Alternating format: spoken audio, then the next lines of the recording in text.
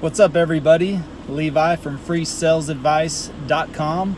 So just got out of a call and wanted to talk through that as we usually do. So met with a older lady in her mid-60s and a few years left before she reaches retirement.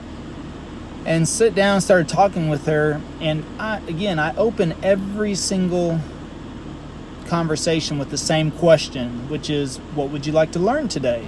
And the reason I do this is because that's just a good general opening question to get the conversation started. I want to ask an open-ended question to get them to start telling me what it is they want to talk about. And that's the case for any type of situation. So whatever it is you're selling or whatever it is you're working on with your clients, try to find a really good opening question that you can start the conversation with to get them talking. Because as we know, the more people talk, the more they feel listened to, and the more likely it is for you to develop that rapport very quickly and get the results you're looking for. So sure enough, once I asked that question, what would you like to learn today? Then she started to just spill the beans, so to speak, and give me all the information that I was looking for.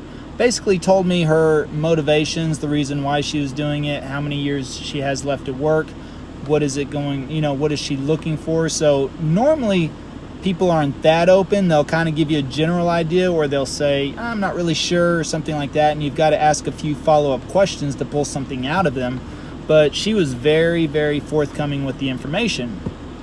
So I listened to every single thing she said, and then I went on from there. I'd have a normal message flow that I stick to. I don't stick to a script, I stick to a message flow. So I understand the basic concepts of the conversation, because every single sales call, if you're pretty much working on the same type of product, every single sales call is exactly the same, yet different, if that makes sense. So basically, once you've gone through your sales process 20, 30, 40 times, you're probably going to get the exact same questions every single time. And that's where we become masters. As long as we understand those questions or how to answer those questions, then what's the big deal? There's not a lot of clients should be able to throw out at you that's going to throw you off track. So you should already have a general understanding.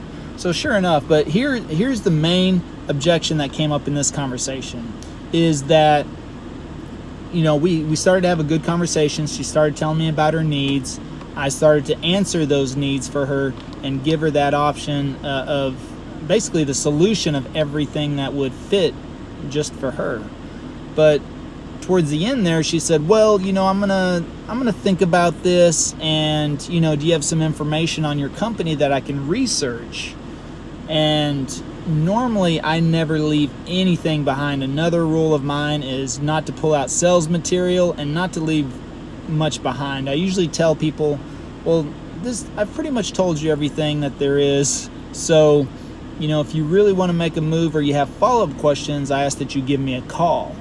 And that puts it back on them. So here she said, do you have some information? Now, in this case, I actually do have a one-page sheet from the financial company that kind of explains their, almost like a one-page annual business report, explains their financial status and things like that. And I just pulled that out and I laid that down. I felt like this was a person that would be able to see that. And because it's one page, there's not a lot to it.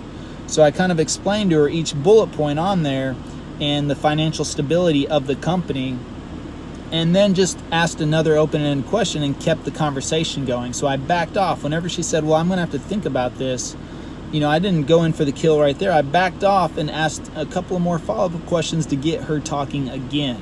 So at that point, she did, and I just threw in there towards the end, I said, well, this sounds like something you've already been thinking about. And that is really a pretty good line when somebody says, I want to think about this.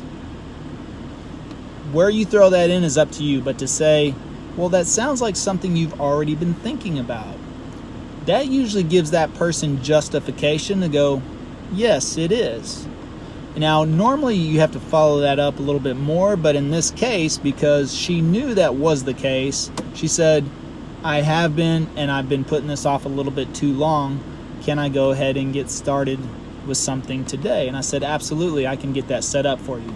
So we were able to establish the account, get everything set up for her, and as we're doing that, once I get that, then I move into my question very nonchalant, which is, oh, by the way, do you have any other type of accounts laying around? And sure enough, she did. And that's where people start to volunteer more information, because now technically they've become your client at that point.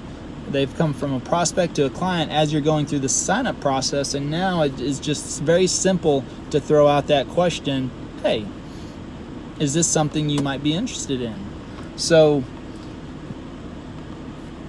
I asked her, do you have any other type of accounts? Which is usually what I start to do as soon as I start the application process. And she did. So we started talking about that, and I gave her some ideas. We moved into that. So other than that, the main thing is from this call today is that if somebody says they have to think about it, it sounds like something you've already been thinking about. And that is just a very low-key way of kind of putting it back on them, but to also make them think that, yes, it is. So something to keep in mind there. Also, keep the conversation going. And if somebody throws out that objection or that concern, like that, I've got to think about it, don't get defensive. Just keep flowing with the conversation. And that way, it keeps everybody at ease. It keeps you at ease. It keeps them at ease. And they're more likely to move forward with you. So that's it for today on free sales advice. Please share this if you found that helpful.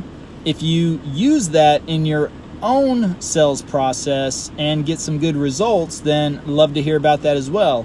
If it didn't, then of course reply to about how the conversation with, we always want to keep the conversation open. So that's what this is all about, is